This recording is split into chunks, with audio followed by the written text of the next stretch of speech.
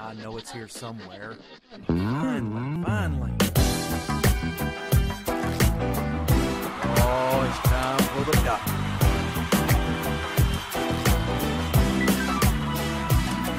You're listening to Dr. Bill, the computer curmudgeon. Take it away, Doctor. Well, it's that time again, and the doctor is in. It's time for another Dr. Bill, the computer curmudgeon netcast, and I'm glad you could join us once again this week as we get into some good stuff concerning cloud computing. Fluffiness. I get distracted by clouds. Anyway, cloud computing, you see, it's very complicated. It's basically all virtual. There's nothing really there. Nothing in this hand. Nothing in that hand. Anyway, no, the thing about cloud computing, Microsoft is making a big deal about cloud computing. They're moving everything to the cloud. One day you won't even be able to buy their software because it won't exist. You'll just lease the right to use it over the internet. What are we going toward? No one will own anything. Anyway, before we get there, though, in the meantime, there are those of us, like myself, that are VMware administrators. Now, when I think of cloud computing, I think of using VMware to build an infrastructure that puts the cloud out there for our company that we're working for. Now, when other people talk about cloud operating systems, they don't talk about VMware. They're talking more about the client side. And this week, we're going to take a look at a cloud client for computing. I'm not going to try to say that too many times because I got it right the first time. Anyway, it's called Jolicloud or Jolicloud or Jolicloud. I don't know. It's J-O-L-I Cloud. So you'll figure it out. But basically what it is a netbook type operating system that then allows you to have all of your stuff out there on the web in the cloud. So we're going to take a look at it. By the way, I'm so excited about that. I got ahead of myself and forgot to remind you that this is Dr. Bill, the computer curmudgeon. You probably knew that. And we're proud members of the Tech Podcast Network, techpodcast.com. If it's tech, it's right here on Dr. Bill, the computer curmudgeon. You knew that too. Yeah. Anyway, our website, in case you want to go to it, is right here on the lower third of the screen right now. It says drbill.cc. CC, of course, for computer curmudgeon. And the video feed that you're watching right now is available at drbill.tv. Yes, just like it says. So, you can go to drbill.tv and see this very video netcast you're watching. Which, if you're watching it, then you got it somewhere, didn't you? You must have gotten it from iTunes, or perhaps from Blueberry, or perhaps from techpodcast.com, or maybe you even got it from drbill.tv. I don't know, but you got it from somewhere. Some of you have just listened to the audio. You're missing out on my smiling face. Maybe that's why you listen to the audio. Hadn't thought of that. Anyway, the thing about it is, you see, last week I talked about the fact that Mac Connection was one of our new sponsors. This week we have two new sponsors. How cool is that? One of them, actually both of them I'm very excited about, but one of them you've heard me talk about quite a bit, and that is Roku. Roku is now one of our sponsors. And, well, they should be, because I talk about them all the time. I've told you about how my little Roku box is so very awesome. Well, listen, if you've been debating, you've been thinking to yourself, you know, Dr. Bill really, really likes that Roku box, and I could even watch Dr. Bill's video netcast on the Roku box. I really ought to get one. Well, if you're thinking about it, here's what I want you to do. See the banner here? Go to drbill.cc. It says right here-ish. Somewhere in this vicinity on the screen. drbill.cc, you will find a Roku ad outlined in red Click on that, click through to their site and order it that way. And that's how you can help support the Netcast. How cool is that? And get you a Roku box. Cool. The same thing holds true if you want Acronis. Now, Acronis, I use Acronis all the time. Acronis True Image and Acronis Disk Director are two of the things in my arsenal to help me work with PCs and fix PCs. Because Acronis True Image allows you to make a full image backup, total image of your system at a point in time, and if something completely goes wrong, and you know it can with computers, you can go right back to that image and put it right back on your system by just booting off of a CD and restoring it right across the network. Awesome, awesome stuff. Or from a USB drive. I've done that too. USB drive works just as well. So, if you're thinking about Acronis, there's a super deal there. In that little red box, you click it. It'll take you through, and there's all kinds of good deals there on Acronis. So, good stuff. Now, I know some people, they listen to me talk about this, and they say, Dr. Bill, I don't want to hear about all that stuff. Yes, but that's what brings me to you. So, cut me some slack and click on the buttons. Yes.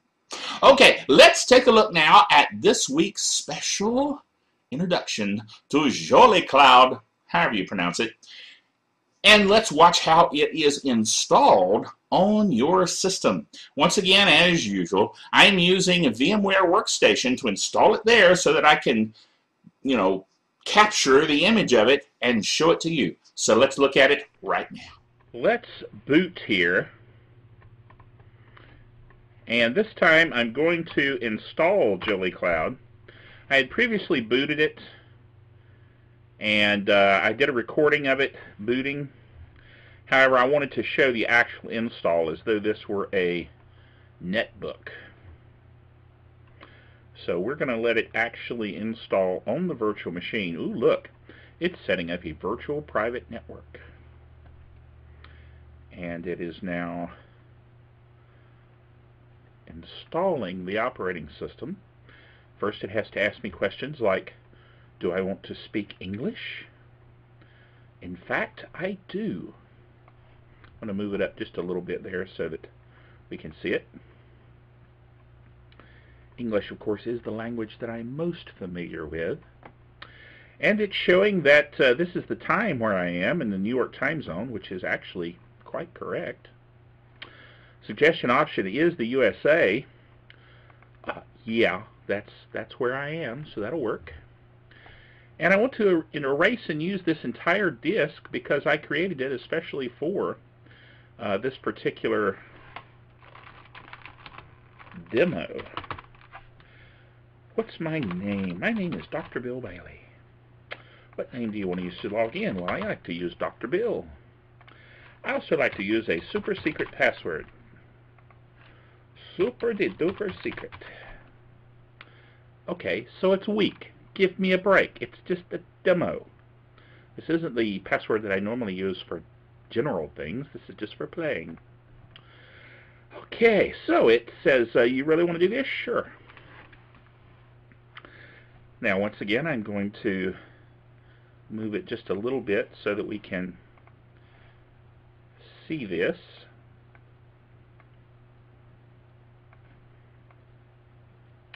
That's a little better.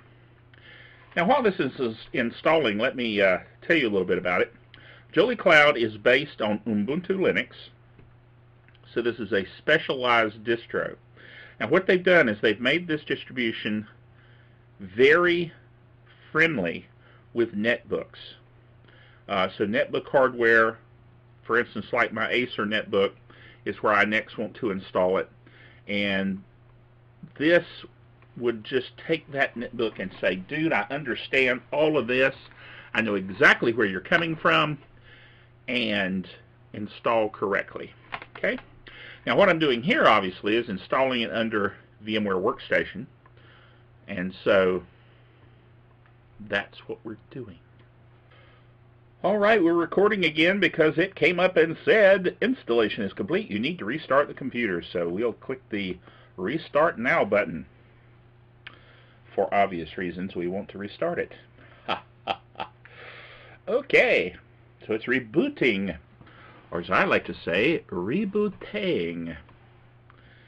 All right, now we can remove the USB key, which of course we don't actually have, and we'll reboot. And of course it's going to go through its little screen gyrations again. And now, ta-da! Jolicloud 1.1 has booted, not from the ISO, but actually from the real installation. And I don't know about you, but that was pretty quick.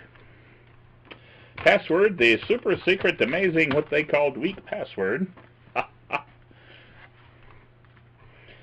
We can't all have really super cool passwords, although, believe me, I do when it comes to the real world. Right now, log in. Let's log in with my Jolicloud account, which I have previously created, of course. And now, do I want it to? Sure. You say, Dr. Bill, you shouldn't let it save your password. Well, what can I say? Look, associate this computer to use Jolicloud. You need to associate the device with your account. Okay. Describe your device. Well, it's a VMware workstation. Okay, I'm just going to tell it's a netbook. And I'll say next. What kind of netbook? Well, my Acer is an Aspire 1, so I'll tell it it's that. Device name, sure. Thank you for your input. And looky, I have a screen with apps on it. How cool is that? Let's go into the old Chromium browser. Ooh, look, it's already got updates. Sure. Ooh, look, the Chrome Web Store, where you can get even more apps. But you know what I think I'll do? I think I'll just use the web browser to go to drbill.cc, which I misspelled. The computer curmudgeon.